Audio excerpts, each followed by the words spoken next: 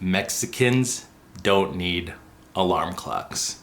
My very first day in Mexico, I'm seeing my uncle and mi tia. I'm meeting all of them for the very first time. We're gonna have a fiesta. Vamos a tomar cervezas, caguama, cerveza, caguama, tequila. Before you know it, Brandon is... I'm out, and all of a sudden...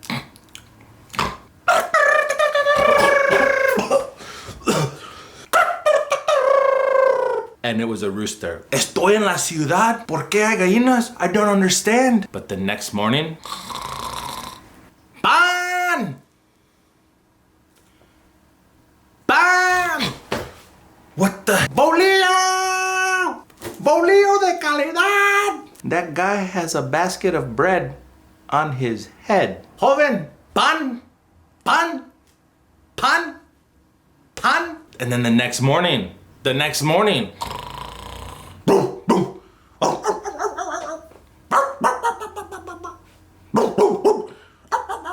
be one dog.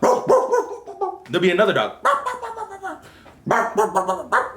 Estoy bien crudo y no puedo dormir. El norteño.